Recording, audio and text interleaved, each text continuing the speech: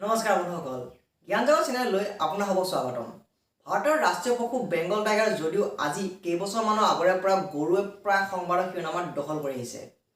এই গৰুৰ ৰক্ষণাবেক্ষণ বা মানুহৰ প্ৰতি ইয়াৰ সজাগতা সৃষ্টি কৰিবলৈ ভাৰতৰ বহুকেইখন ৰাজ্যই আনিছে কাউ এক্ট। আৰু অসমতো অলপতে গৰুৰ ৰক্ষণাবেক্ষণৰ বাবে এখন নতুন বিলৰ সদনত উত্থাপন কৰা হয় আৰু হয়তো এই বিলখন অতি সোনকালে সদনত গৃহীত হ'ব। আজি আমাৰ এই ভিডিঅ'টোত এই বিলখন কি, এই বিলখন গৃহীত হ'লে অসমৰ জনসাধাৰণৰ কি লাভ বা লোকচান হ'ব আদি কথাবোৰৰ ওপৰত আমি আলোচনা কৰিম। গতিকে আহক আজি কিছু নতুন কথা শিকোঁ আৰু ভিডিঅ'টো আৰম্ভ কৰোঁ।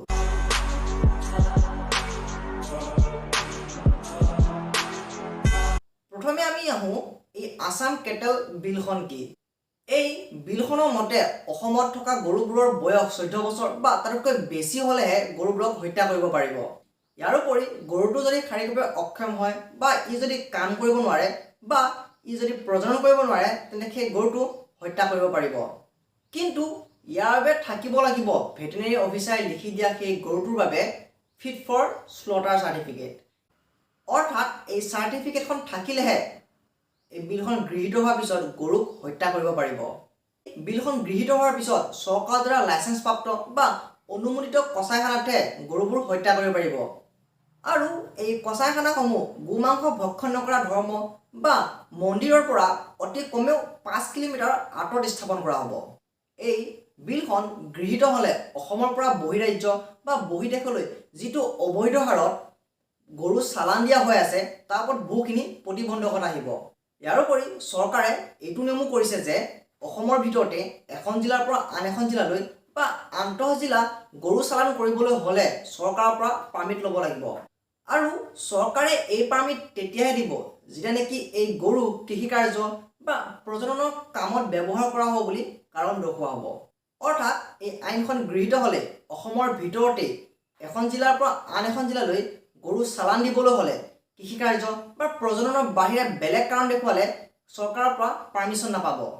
মই কোৱা এই গোটেই কথাখিনি prevention of cruelty to animal act 1960 এই কথা লিখা আছে।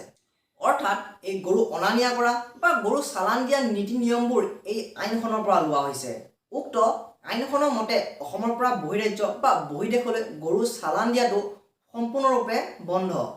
কিন্তু এখন ডিষ্ট্ৰিক্টৰ ভিতৰতে গৰু অনা নিয়া কৰা বা গৰু চালান দিয়াটো কোনো বাধা নাই। ইউনিয়ন গভৰ্ণমেণ্টৰ এটা চেঞ্চাছৰ মতে 2016 চনৰ পৰা 2020 চনৰ ভিতৰত ভাৰত বাংলাদেশ সীমান্তত প্ৰায় 4,76,035টা গৰু ধৰা পৰিছে। আৰু 1 ডিচেম্বৰ 2019 পৰা 30 ডিচেম্বৰ 2020 চনলৈ অসম বাংলাদেশ সীমান্তত প্ৰায় 24,060টা গৰু ধৰা পৰিছে।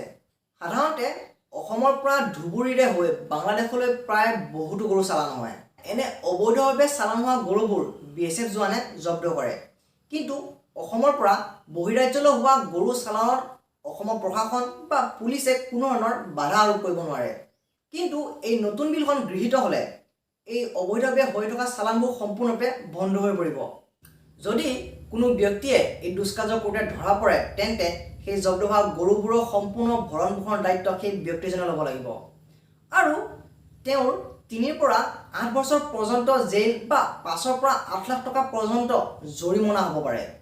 যদি ব্যক্তিজনে এবাৰ শাস্তি লাভ কৰাৰ পিছত সেই কাম পুনৰাই কৰোঁতে ধৰা পৰে তেন্তে তেওঁৰ শাস্তিৰ পৰিমাণ বা শাস্তি হিচাপে দিব লগা ধনৰাশিৰ পৰিমাণ দুগুণ কৰি দিয়া হ'ব। বৰ্তমান সময়ত অসমত আছাম কেটেল প্ৰিজাৰ্ভেশ্যন এক্ট 1950 নামৰ আইনখন চলি আছে। কিন্তু অতি সোনকালে এই আইনখন উঠাই নতুন বিলখন প্ৰণয়ন কৰা হ'ব। কিন্তু ইমান সময় আমি এই বিলখনৰ সুবিধাবোৰৰ কথা পাতি আছিলোঁ। যেনেকৈ এটা বস্তুৰ ভাল বা বেয়া দিশ দুয়োটাই থাকে তেনেকৈ এই বিলখনৰো ভাল বা বেয়া গুণ দুয়োটাই আছে। এতিয়া আমি ইয়াৰ অসুবিধাৰ ফাললৈ। সাধাৰণতে অসমৰ পৰা অসমৰ বহিৰাজ্য মেঘালয়, নাগালেণ্ড আৰু মিজোৰামত এটা হিউজ নাম্বাৰত গৰু চালান হয়। কিন্তু অসমত এই আইনখন প্ৰণয়ন হোৱাৰ লগে লগে এই চালানবোৰ সম্পূৰ্ণৰূপে বন্ধ হৈ পৰিব। যাৰ ফলত অসমত হোৱা এই কিনা বেচা বহুতখিনি হ্ৰাস পাই যাব। ইয়াৰোপৰি আন্তঃজিলা গৰু চালানৰ ক্ষেত্ৰত অসম চৰকাৰে যিবোৰ নীতি নিয়ম প্ৰণয়ন কৰাৰ কথা কৈছে সেই নীতি নিয়মবোৰ যদি সঁচাকৈয়ে প্ৰণয়ন কৰে তেন্তে এই নীতি নিয়মবোৰেও অসমত গৰু বেচা বিক্ৰীৰ ক্ষেত্ৰত বহুতখিনি হ্ৰাস কৰাই আনিব। যাৰ ফলত নেকি অসমত গৰুৰ বেচা বিক্ৰীৰ সংখ্যা বহুতখিনিয়ে কমি যাব। এই আইনখন প্ৰণয়ন হ'লে এখন ডিষ্ট্ৰিক্টৰ ভিতৰতে সেই গৰুবোৰ বেচা বিক্ৰী হ'ব বা যিবোৰ নেকি ফিট ফৰ শ্লটাৰ চাৰ্টিফিকেট পায় সেই গৰুবোৰ সেই ডিষ্ট্ৰিক্টৰ ভিতৰতেই হত্যা কৰা হ'ব। সাধাৰণতে ভাৰতৰ গৰুবোৰৰ গড় আয়ুস হ'ল 15 পৰা 20 বছৰ। আৰু যদি 14 বছৰ বয়স হ'লেহে এটা গৰুক যদি ফিট ফৰ শ্লটাৰ চাৰ্টিফিকেট দি হত্যা কৰিব পৰা হয়, তেন্তে সেই বয়সলৈ সেই গৰুটো নিশ্চয় বেমাৰী বা বুঢ়া হৈ যাব।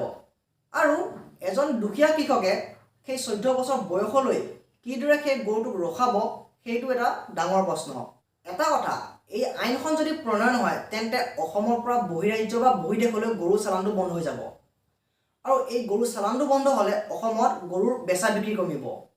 অৰ্থাৎ যিজন কৃষকে আগতে 5টা গৰু ৰাখিব পাৰিছিল, তেওঁ এতিয়া গৰুবোৰৰ বেচা বিক্ৰী নোহোৱাৰ বাবে ধৰক 10টা গৰু ৰাখিব লাগিব।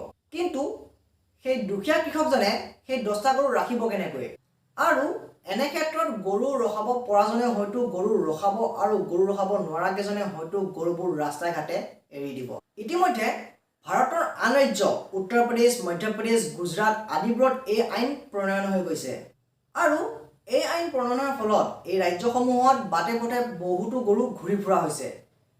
আৰু পৰিস্থিতি এনেকুৱা হৈছেগৈ যে চৰকাৰে এই গৰুবোৰক কণ্ট্ৰল কৰিব নোৱাৰা হৈছে।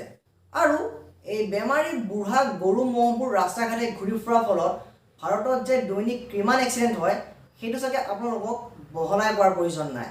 2020 চনত লাইভষ্টক চেঞ্চাছে কৰা এটা চেঞ্চাছৰ মতে ভাৰতত ৰাস্তাই ঘাটে ঘূৰি ফুৰা গৰু ম'হ প্ৰায় 5 মিলিয়ন আছে। আৰু এই নতুনকৈ প্ৰণয়ন হৈ থকা কাউ এক্টসমূহ যদি অসমতে হওক বা বেলেগতো যদি প্ৰণয়ন হয়, তেন্তে এই গৰু ম'হৰ সংখ্যা আৰু বাঢ়ি যাব। কেন্দ্ৰীয় চৰকাৰে ৰাষ্ট্ৰীয় গকুল মিছনৰ অধীনত ৰাস্তা ঘাটে ঘূৰি ফুৰা গৰু ম'হৰ বাবে ঠায়ে ঠায়ে গোশালাসমূহ স্থাপন কৰিছে যদিও ই এটা ফলপ্ৰসূ আঁচনি ৰূপে পৰিগণিত হোৱা নাই। ভিডিঅ'টোৰ শেষত মই এইটো কথাই ক'ম যে এই বিলখনে বাকীবোৰ কথা চালি জাৰি চোৱাৰ উপৰিও অসমৰ থলুৱা গৰুৰ ওপৰতো অলপ মনোযোগ দিব লাগে। যিহেতু আমাৰ থলুৱা গৰুবোৰক সদায় নেগলেক্ট কৰি অহা হয় গাখীৰ কমকৈ দিয়াৰ বাবে। বাকী বেলেগ কথা নহ'লেও এই আইনখন প্ৰণয়ন হোৱা বেলেগ ৰাজ্যসমূহৰ অৱস্থালৈ চাই, বিশেষকৈ ৰাস্তা ঘাটে ঘূৰি ফুৰা গৰু ম'হৰ পৰিস্থিতিলৈ চাই অসম চৰকাৰৰ ইয়াৰ ওপৰত এটা বিহিত ব্যৱস্থা ল'ব লাগে। নহ'লে অনাগত দিনত অসমৰ অৱস্থাও এই মধ্যপ্ৰদেশ, উত্তৰ প্ৰদেশ আৰু গুজৰাটৰ দৰেই হ'ব।